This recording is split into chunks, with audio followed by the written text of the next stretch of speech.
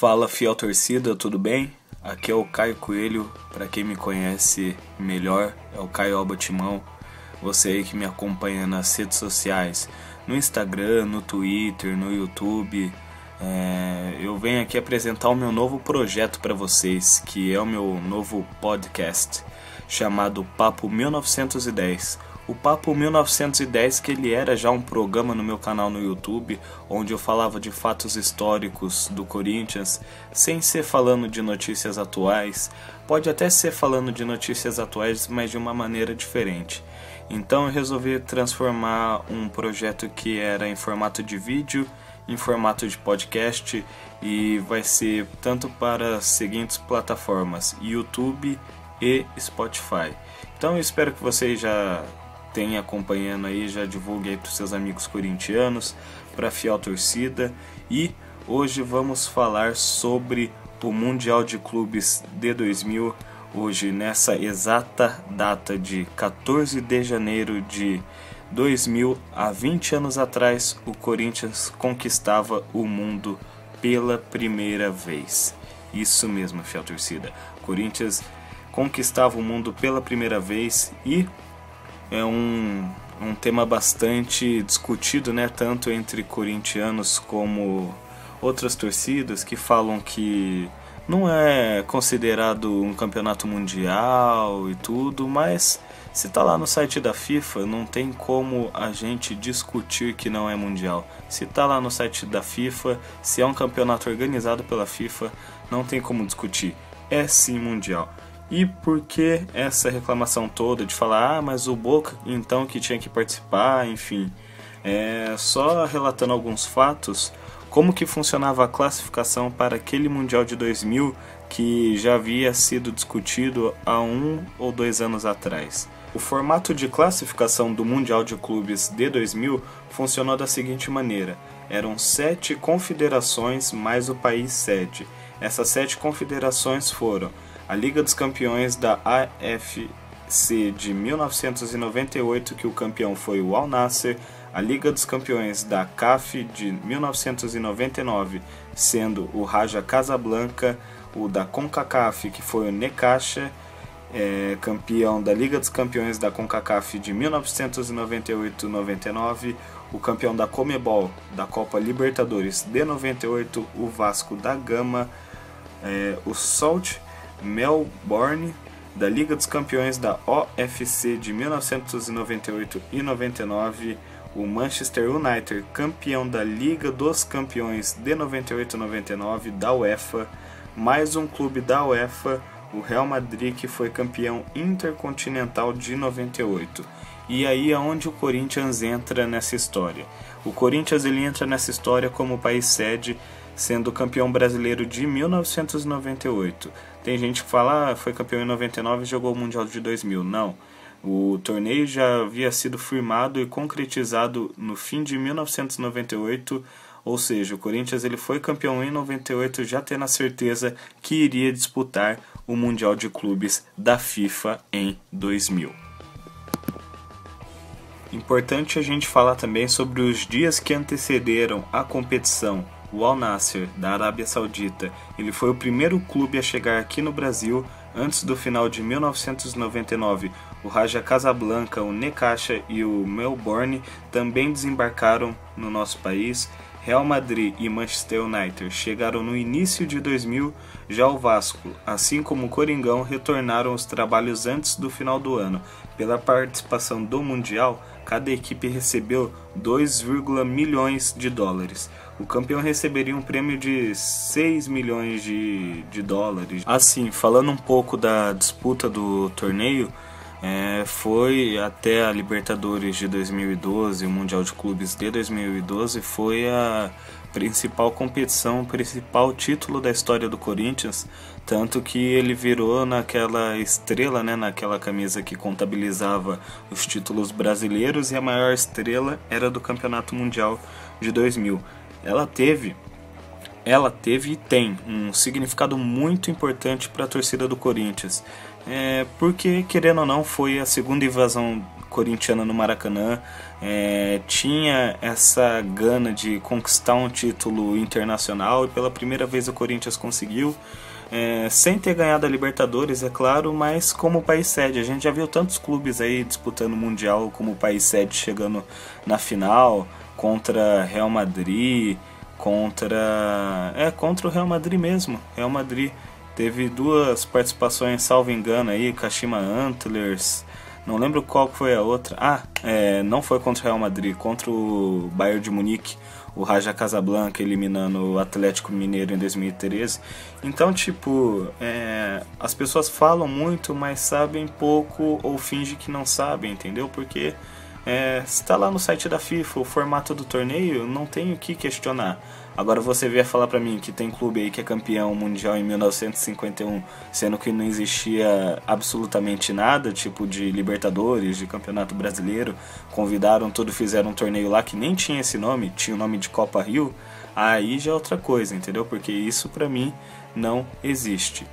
Mas eu não estou aqui nesse podcast sozinho, temos um convidado especial, meu amigo Luiz Butti, vai falar um pouco sobre esse Mundial de 2000, ele que vivenciou tudo isso que aconteceu naquela época, o título mundial, a expectativa da fiel torcida antes e depois da conquista do mundo. Então eu estou dando a voz aqui para o meu amigo Luiz Butti, é nóis, tamo junto. Fala galera que tá ligadinha no podcast do meu amigo Caioba Timão, que prazer estar com vocês nesse primeiro programa. Eu sou Luiz Butti, sou anfitrião do Turcaça, do Povo da Arena Corinthians, e também estou na Butti TV e na TV Central do Timão contando histórias para vocês. O Caio me convidou para falar um pouco de como foi a minha experiência do Mundial de 2000, que está completando nessa semana. O título está completando 20 anos. Eu que sou um pouquinho mais velho que o Caioba, e eu pude viver aquele momento que eu gosto de chamar daquele momento de Era Uma Vez um Verão, aquele momento que eu tinha de 17 para 18 anos, eu completo aniversário no fim de fevereiro, e eu estava com 17 anos naquele Mundial, embora não tenha conseguido ir a nenhum jogo. Eu não consegui ir nem ao Morumbi, nem ao Maracanã, e eu estava passando férias de Ubatuba naquela expectativa que nós tínhamos de toda aquela história de bug do milênio, de que vai zerar tudo, de que vai dar um bug em todo mundo, e paralelo a isso o Corinthians, ele disputando e sendo campeão mundial. A gente viu um clima de otimismo no litoral de São Paulo, aonde muita gente já estava meio que pronta para celebrar, porque já vinha comemorando aquele fim de ano do título do tricampeonato brasileiro de 99, que tinha sido pertinho do Natal.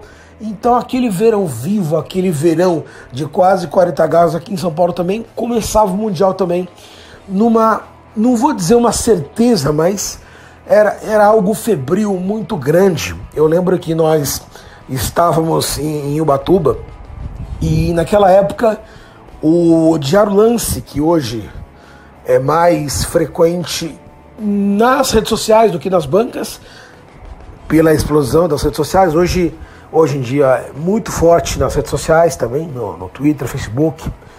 Naquela época o Lance ele começava a virar uma febre nas bancas de jornal. Então na Praia Grande, lá em Ubatuba, a grande parada era você encontrar algum jornaleiro ou então alguma banca próxima à praia para você comprar o Lance e você ler a notícia de como o Corinthians ia para tal jogo do Mundial, se ele ia jogar com o Adilson, se ele ia jogar com o João Carlos, se ele ia tentar jogar com o Luizão, se ele ia colocar o Fernando Baiano no segundo tempo, aquele time do Oswaldo de Oliveira que tinha vencido aquela final contra o Atlético, repito, e havia expectativa de algumas coisinhas naquele Mundial também. Primeiro, o confronto com o Real Madrid, que foi um dos maiores jogos da história do Corinthians, tecnicamente. Eu já comentei isso aqui no meu próprio podcast, que em breve merece e deve ganhar outros capítulos.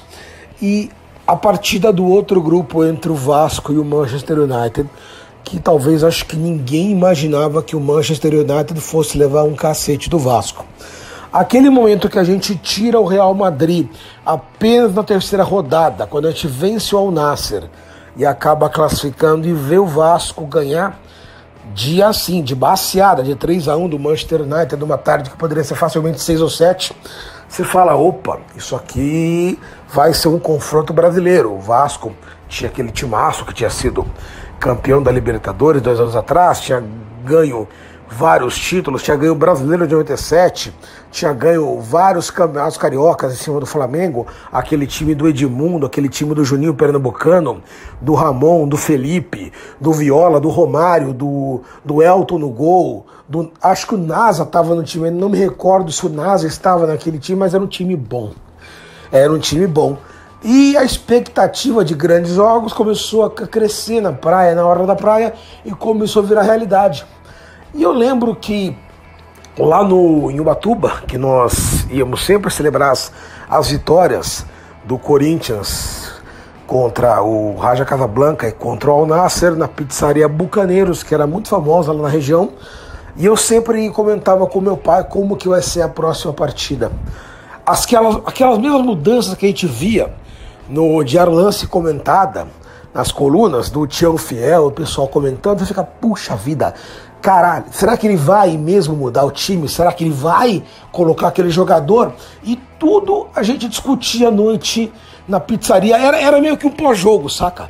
Para o pessoal que tá ouvindo aqui o podcast do Caioba, sabe como que é um pós-jogo hoje da TV a cabo. O nosso pós-jogo no Mundial era na pizzaria Bucaneiros, que era lá em Ubatuba. E na final, que eu acabei não conseguindo ingresso, eu lembro que o meu primo, que é santista, torceu muito pro Vasco. Então, ele tinha muito vascaíno lá na praia, porque tinha muito carioca ali também. Por ser litoral, carioca gosta de praia, de vez em quando vem para São Paulo também, embora eles tenham praias maravilhosas, até melhores que a nossa aqui, mas era possível encontrar alguns vascaínos na praia. E o clima depois daquela noite mágica do 14 de janeiro, quando a gente bate o Vasco nos pênaltis, você acordar no quiosque, que era um quiosque que existe até hoje na Praia Grande de Ubatuba, chamado Cavalo Marinho. Ele acordou, salvo engano, com a faixa da Fiel Ubatuba, ou Gaviões Ubatuba, não me recordo o que era, e você via muito as mulheres utilizando, mesmo daquele calor de 40 graus, cangas pretas com o escudo do Corinthians. Então era aquele clima de Era Uma Vez o Verão. Você via o Corinthians campeão na ótica do funk, na ótica do samba enredo, na ótica do verão, do 40 graus, e era um bagulho muito louco, cara. É um bagulho muito louco, que você alternava o futebol e alternava pro estilo de vida do verão brasileiro. Foi um negócio sensacional, cara. Era bola na rede no campo, era o Dida defendendo o pênalti dentro de campo, e fora dele era um clima maravilhoso, que acho que a gente conseguiu marcar essa parada aí, porque foi muito delicioso, não só o título, mas tudo que envolveu, cara. O sabor daquele pré-jogo, daquele pós-jogo foi realmente espetacular, cara. Exato, Butex, exato. Foi delicioso da maneira que a gente estava vendo já o Corinthians produzir um bom futebol desde a época do Vanderlei Luxemburgo no comando da equipe, porque quando ele saiu, ele deixou todas as peças, deixou um estilo de jogo, tudo na mão do Oswaldo de Oliveira. Ele pegou, ele abraçou e soube usufruir da melhor maneira possível, conquistando o Campeonato Brasileiro em 99, conquistando o Paulista também em 99 em cima do Palmeiras, tendo como principal destaque daquelas competições o Marcelinho Carioca. Esse que não foi um dos principais destaques da competição mundial em 2000, não marcando nenhum gol, mas claro, sendo participativo na equipe corintiana. Ele que acabou perdendo um pênalti, né, contra o Vasco na final do Mundial.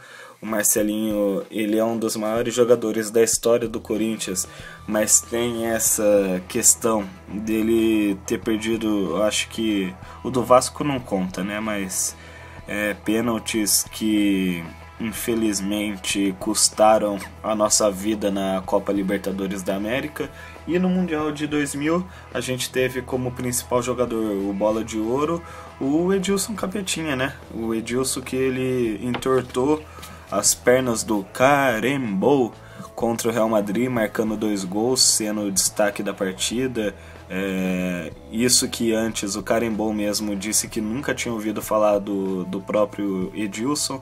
E todo mundo viu o que aconteceu. O Edilson se apresentou para ele, para o Cacilhas, para a equipe toda do Real Madrid.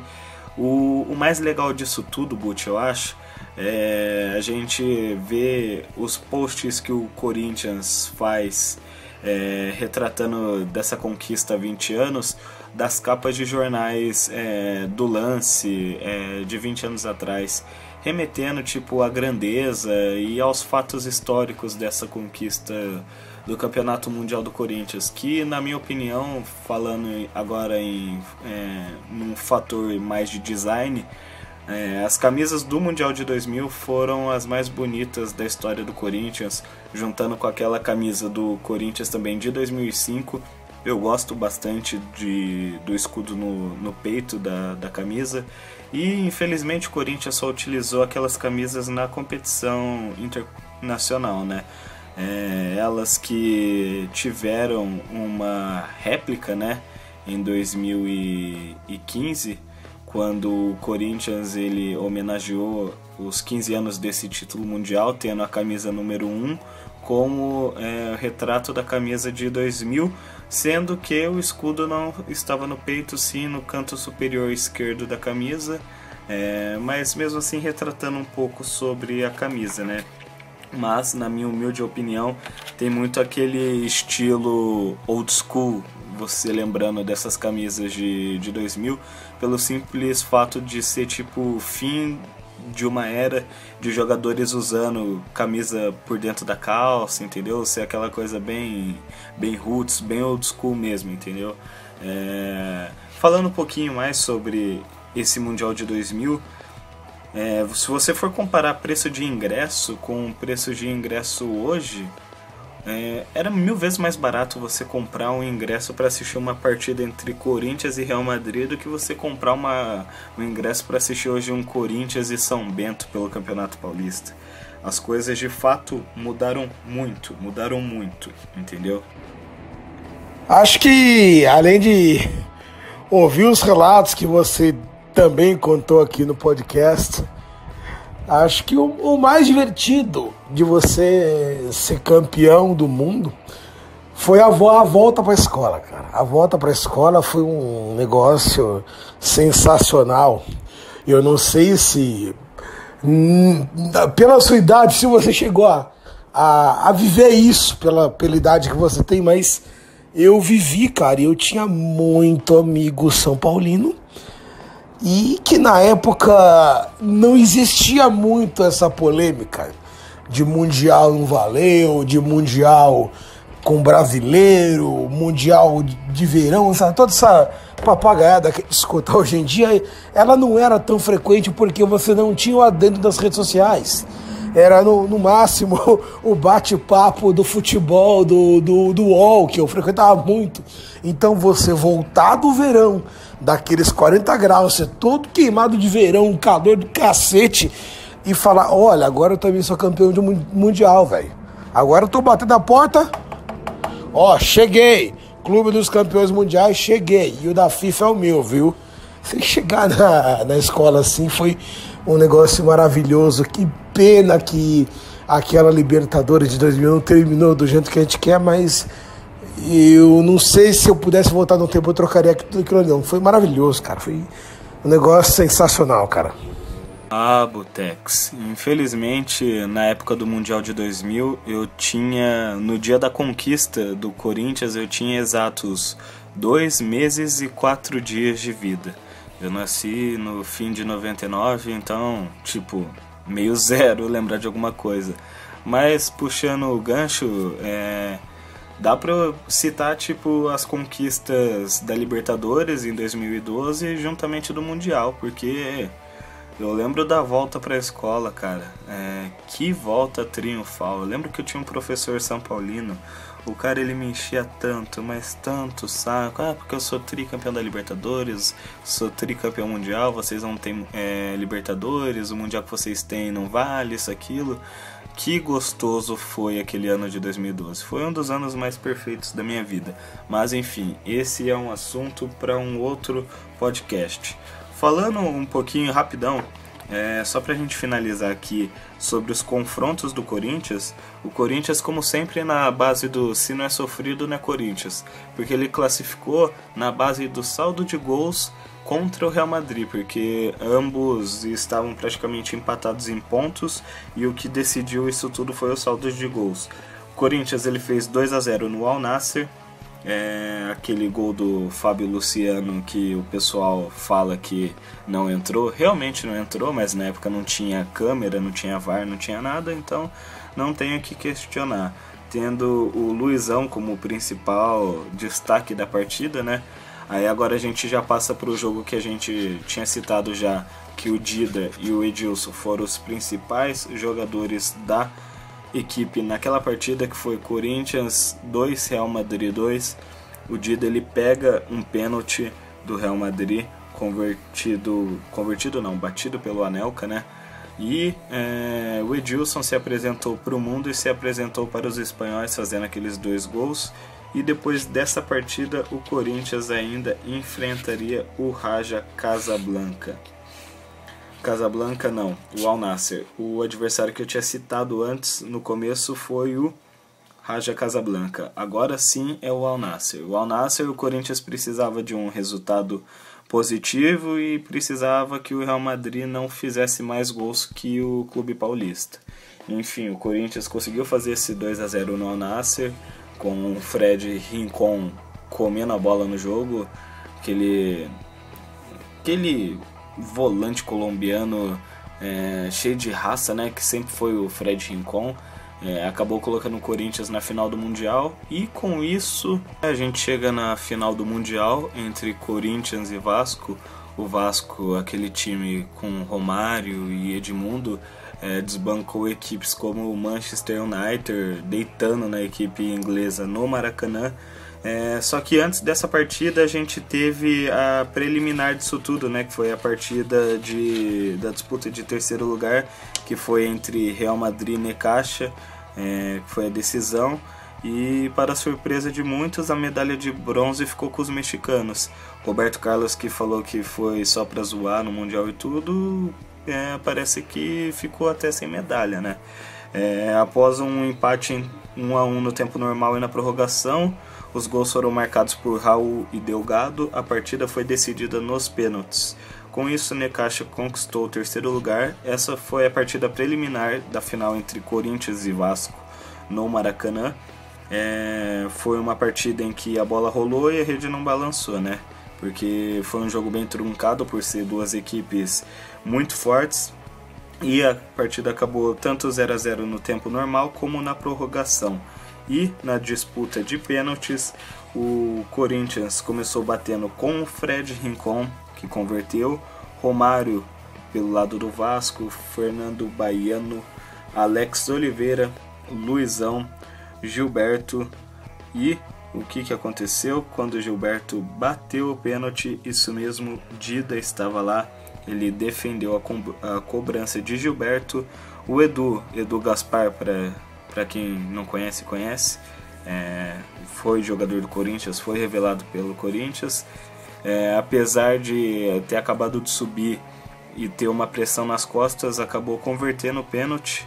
Viola, ex-jogador do Corinthians, também converteu o pênalti e a decisão estava nos pés de Marcelinho Carioca mais uma vez. Era só o Marcelinho converter a cobrança que o Corinthians se consagraria campeão do mundo pela primeira vez.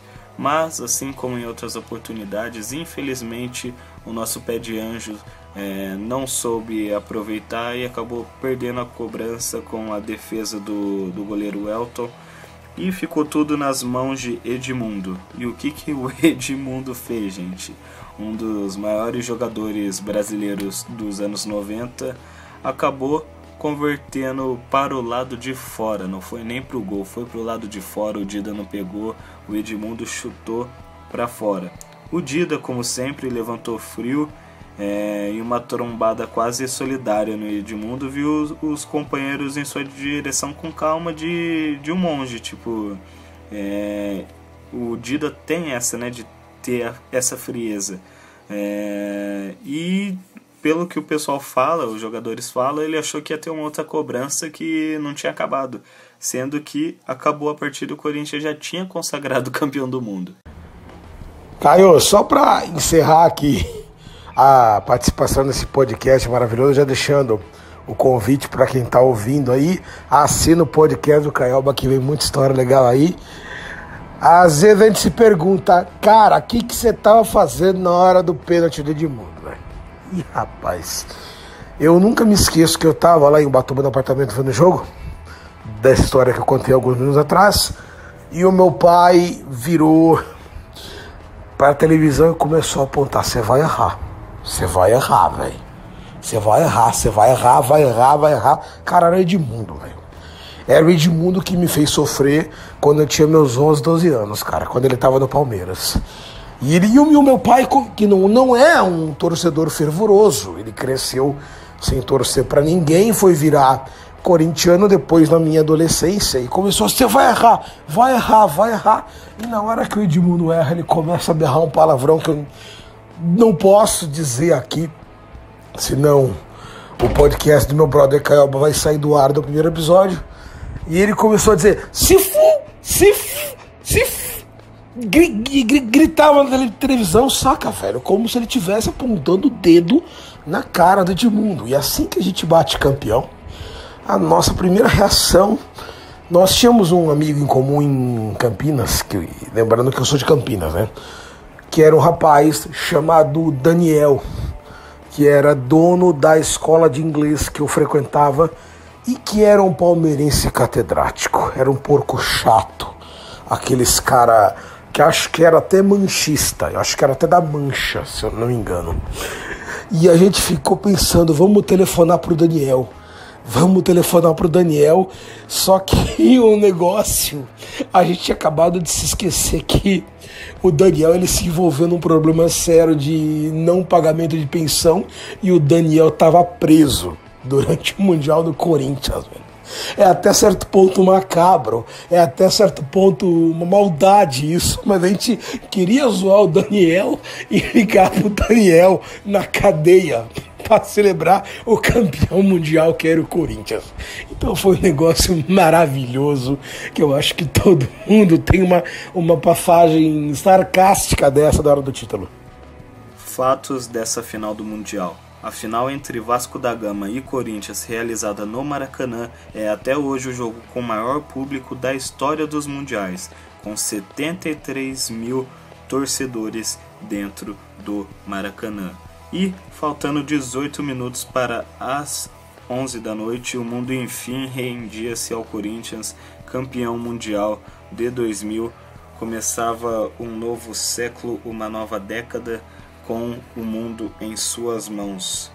E, rapaziada, esse foi mais um podcast.